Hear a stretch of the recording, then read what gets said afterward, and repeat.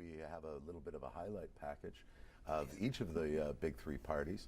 If we could roll that now, and we'll come back to you, Juanita, with first thoughts on I believe government should be a force for good in people's lives. So my plan is about creating jobs, investing in much-needed roads and transit, and providing fair pensions. Tim Hudak wants to make classrooms more crowded, cut teachers in healthcare, and somehow make our economy grow by firing 100,000 people. Those are the choices. So here we stand at a moment of truth for our great province.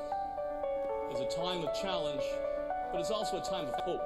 And we have hope because we have a choice of new solutions or more problems, a choice of progress or further decline.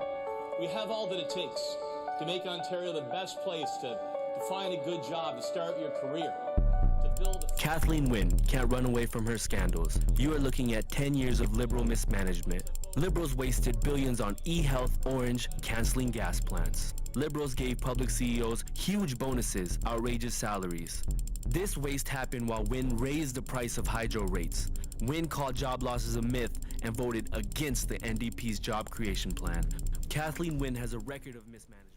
So, to begin, Juanita, I want to start with you, and what I'm looking for is some commentary on what we saw, not the party rhetoric, and that goes for the three of you. Like, those aren't a full representation of all the ads, but let me know what you think about each party's direction and how they're speaking to the people of Ontario.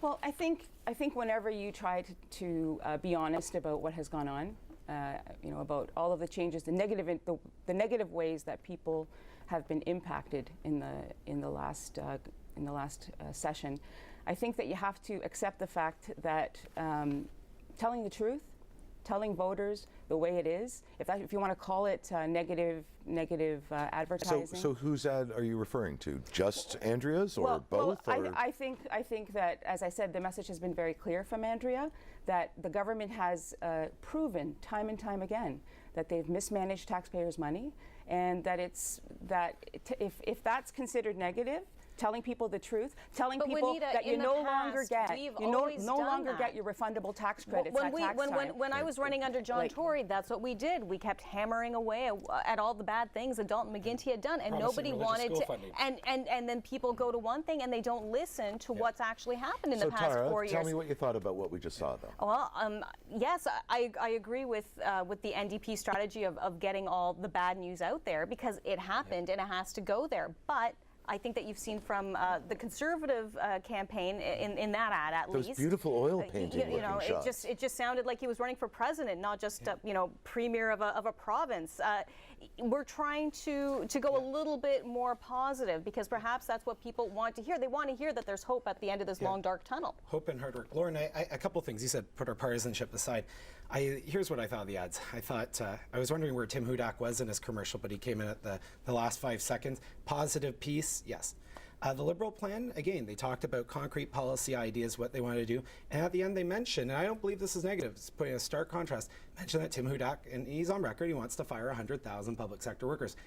The NDP ad I saw, I wanted to go hide. It was scary. And here's the thing, it was all attacking attacks, but there was actually... Never be afraid of the truth. Don't be afraid. But the one thing I'd say, Juanita, is where was the ideas? I guess with a 6-page platform, you don't see new ideas.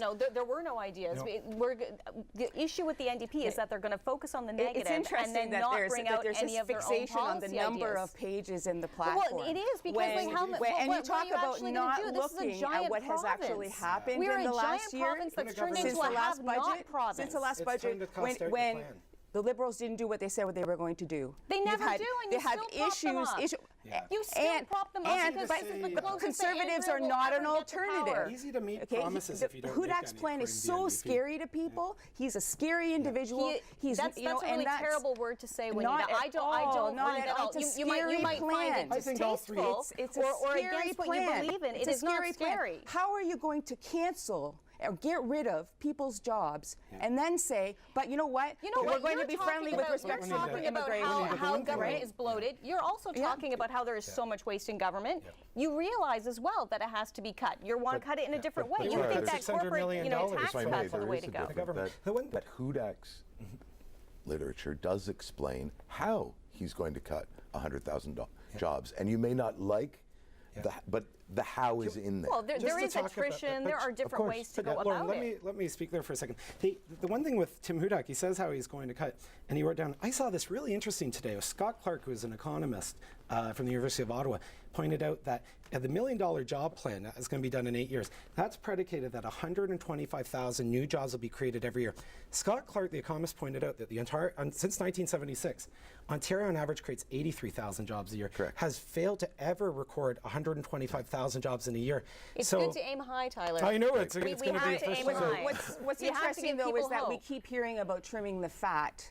Well, This the NDP creation wanna of cut $600 million. 83,000 jobs, You wanna cut but $600 million from the trimming the government. job. So- right, like Yeah. It's time to elevate things up to the federal level at this point. And it seems like it was forever ago, but it's worth talking.